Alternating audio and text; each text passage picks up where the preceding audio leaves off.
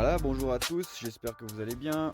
Et aujourd'hui, je vais faire un format un petit peu différent en essayant de faire une voix off, on verra ce que ça donne. J'attends vos retours tant que ça reste positif et que ça reste constructif. Moi, je suis prêt à tout entendre. Aujourd'hui, on se retrouve pour un vol de 80 km entre Mauborget et Saint-Imier. J'ai décollé à environ 10h30. Je me suis pointé sur place avant, mais on a attendu que les premiers cycles soient vraiment en place pour décoller. Pour ceux qui ne connaissent pas Mauborget, il n'y a pas beaucoup de dénivelé, donc tu décolles et puis tu as intérêt de trouver quelque chose tout de suite. Sinon, c'est au tas direct. L'extraction s'est faite assez facilement, malgré que mon Vario, je sais pas pourquoi, il me disait que j'étais dans une zone aérienne, mais ces temps il me fait souvent ça. L'alerte ne s'arrête jamais, donc un peu chiant, même bien chiant, donc j'ai dû tout faire au ressenti, ce qui était pas une mauvaise chose au final, et puis j'ai bien réussi à bien monter, donc je suis content. Voilà, je vous laisse avec un petit extrait de mes 10 premières minutes de vol. C'était hyper agréable, vraiment hyper agréable, j'ai passé un super moment.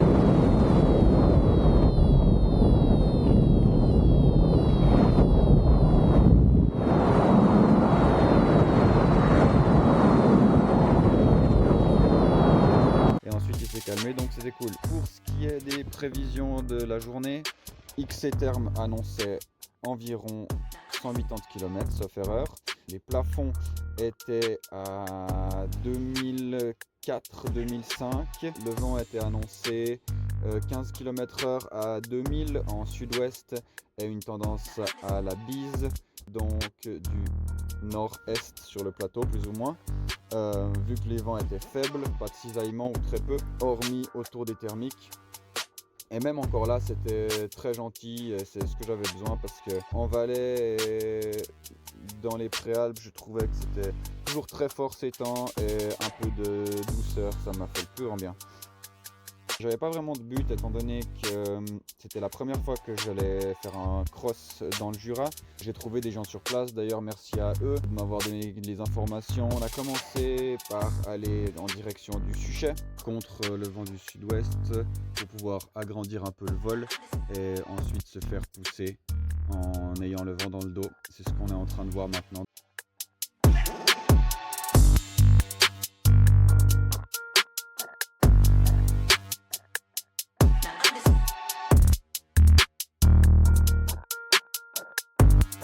Donc là j'étais en vocal à la radio avec Jonathan et on décide de pas aller plus loin parce qu'on sent l'influence du sud-ouest qui nous empêche d'avancer, donc on pense que c'est plus judicieux de partir direction le Chasseral sans aller jusqu'au Suchet, surtout qu'il y a une jolie transition à faire.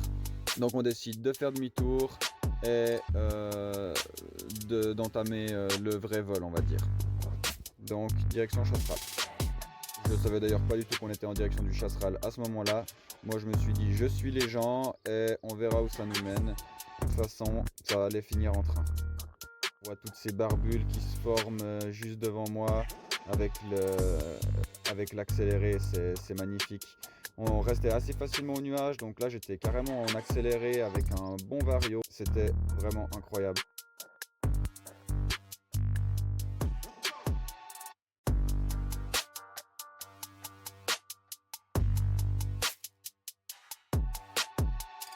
J'arrive un peu bas au niveau des sapins.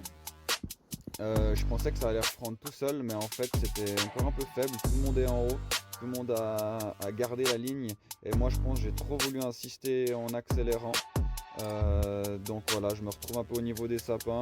J'ai cru que j'allais devoir poser, mais finalement je cherche un peu plus en avant, un peu plus en arrière. Finalement ça va reprendre.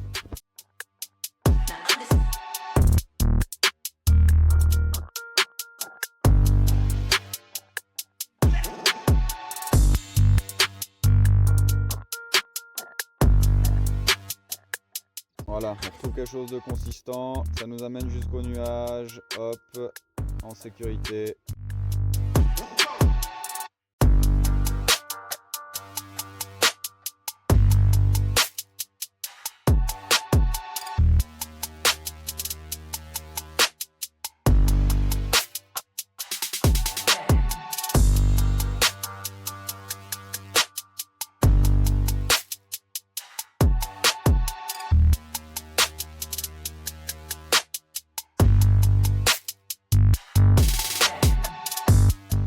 décide de rester sur la première ligne de crête.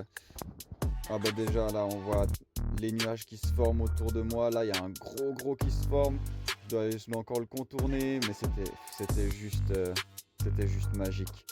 Là j'arrive, sauf erreur, si j'avais bien compris, c'était un peu le point où il fallait qu'on choisisse quelle ligne on continuait à prendre. Donc de toute façon je dois faire cette transition là. Et ensuite soit on passe sur le Val de Travers, donc la crête de gauche du Val de Travers.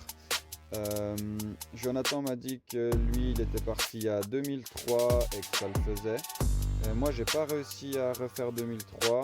J'avais un peu peur du coup de me lancer dans cette transition. Je décide donc de rester sur la première ligne qui était je pense moins efficace, et j'ai aussi eu de la peine à me positionner plus en avant, plus en arrière. Je trouve que le Jura c'est pas si facile par rapport à ça.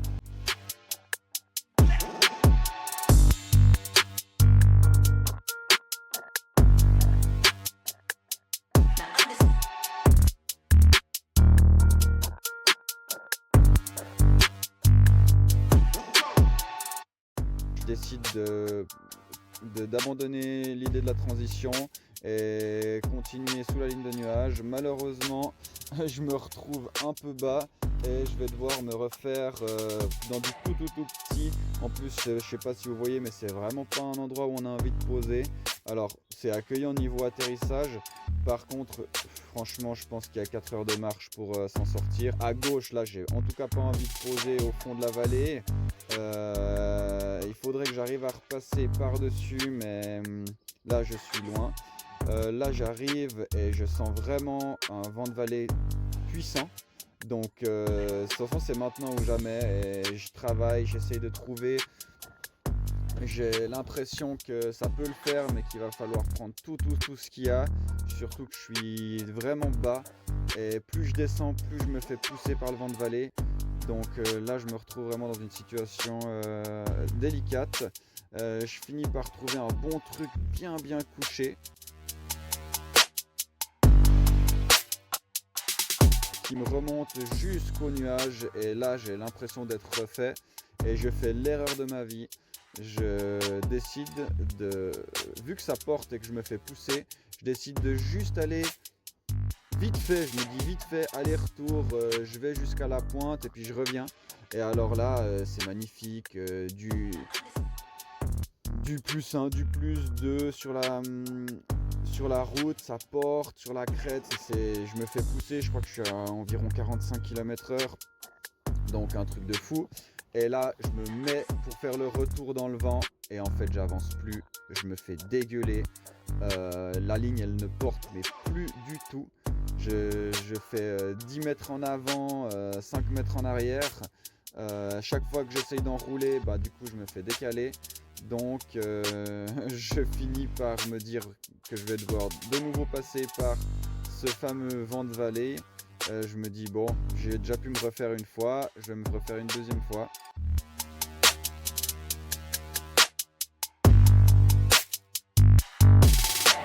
Là je remarque que je passerai jamais à gauche pour aller au bord du lac. Je me suis dit ça serait encore le mieux, mais j'avais pas la finesse à cause du vent de face qui arrive.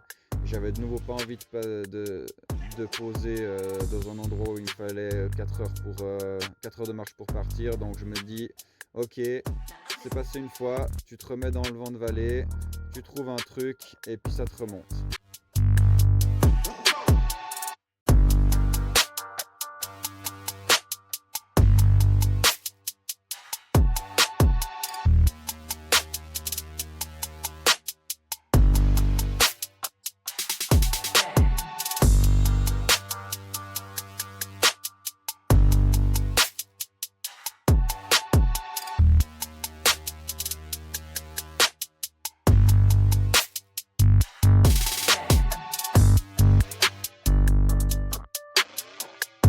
Voilà, là on voit que je ralentis, je suis de nouveau dans ce fameux vent de vallée, le même qu'avant. J'essaye, je me dis peut-être que là, il y a une pointe, je sais pas si vous voyez juste devant, il y a une petite pointe, je me dis: «Oh peut-être, quelque chose déclenche là» et puis en fait quand j'arrive, l'effet bagnard, de la crête me décale complètement, j'arrive pas à passer, je me fais totalement dégueuler, je me trouve à ras les sapins et là, bon bah, dernier espoir, c'est, dans les sapins, trouver quelque chose mais ça marche pas, ça marche pas. Donc je décide d'aller poser, j'avais vu une voile qui avait posé pas longtemps avant et j'ai fait un super trajet avec Jules. Et voilà, j'espère que cette vidéo vous a plu. N'hésitez pas à laisser un commentaire, un pouce, la cloche et tout ça, et ça fait toujours plaisir. Moi je vous souhaite bon vol à tous, profitez bien, soyez prudents et surtout prenez du plaisir.